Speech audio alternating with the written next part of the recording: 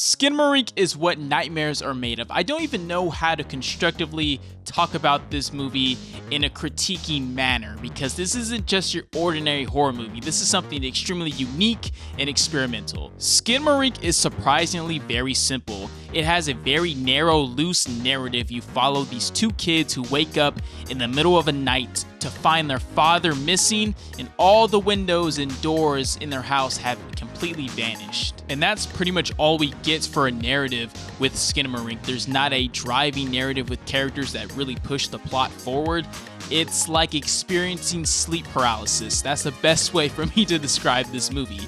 It's something that I've never seen before. Every shot in this film is this low angle, almost POV viewpoint of a child experiencing all these creepy dark shots of hallways, ceilings, toys, staircases, and a whole bunch of weird shit that I just can't put into words. This is what it looks like. It looks like this. The shots are like this. They're low to the ground. They're very abstract and weird.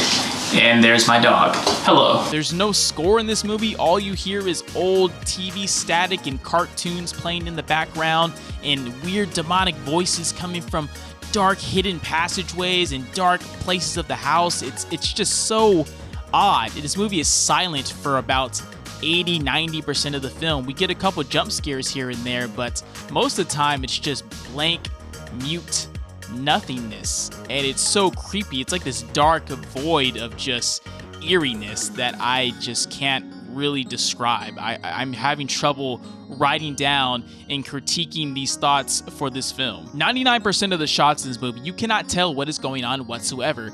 It is playing tricks on you. Imagine looking down a dark hallway for 30 minutes. Eventually, you're gonna start seeing some weird shit that isn't really there. Your mind is playing tricks on you. That stuff doesn't exist, but you think it does. It's this weird thing that our monkey brains do. They make us see weird stuff. I don't know what the science is behind that, but it's very interesting to see it being displayed in a horror film just like this. This is such an interesting concept for a film, just providing shots, little bits of audio, little bits of static. It's very dreamlike, very dream-esque, and it's just following these two kids from their point of view, essentially, through this kind of dreamlike nightmare. It's a movie that I cannot relate to anything else.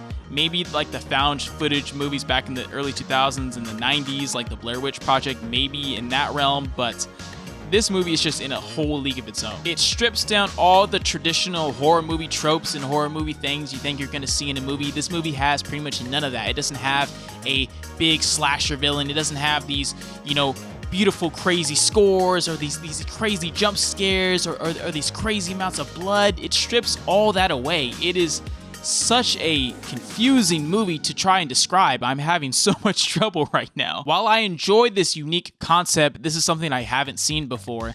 This movie is way too long. This movie is 100 minutes long, and I think this movie is more suited to a short film. This feels like something you see on YouTube, which isn't a diss. Obviously, there's a lot of great content on YouTube. This feels like a 20-25 minute short film that could have been really cool and could have been like this tight-paced, really eerie type of vibe to it, but there's shots in here and just a lot of things that feel like padding and filler to kind of stretch out that runtime for 100 minutes, and after a while it gets pretty sleepy and very creepy, and it's literally like you're just strapped in a chair stuck watching this nightmare unfold, and it definitely like drives home that nightmare-esque feel to it. When you have a nightmare and you have a dream, you can't really describe what you're seeing, and that's exactly what this film does. This movie just makes me feel very weird. I don't feel good right now. My head is sweating. I'm stuttering. I really don't know what the fuck this movie is. I'm just so perplexed. I've never seen a movie like this in my life. The fact that this weird, crazy movie that was made for $15,000 got a theatrical release is so inspirational.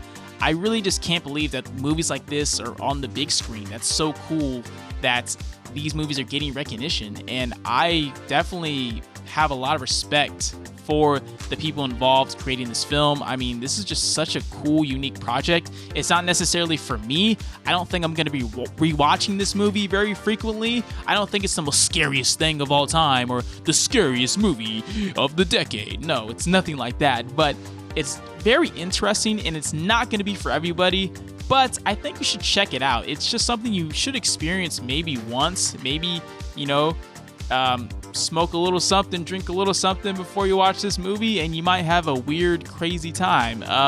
I don't know who this movie's for. If you like weird experimental shit, watch this movie. You might have a good time. I don't even know what score to give Skinamarink. I think I'm going to give it the very rare 69 out of 10. Yeah, 69 out of 10 just feels right. This movie deserves a 69, no doubt. God, doing this review was so rough. I don't ever want to watch this film again. And that's not a diss to this movie. I don't get it. My monkey brain does not compute what was on screen. I don't know. Have you seen Skinamarink? Let me know if you have. Let me know down in that comment section down below. And make sure you hit that like button, or else I'm going to go inside your bathroom and replace your shampoo and conditioner with mayonnaise. With all that being said, I will see you beautiful people in the next video. Peace.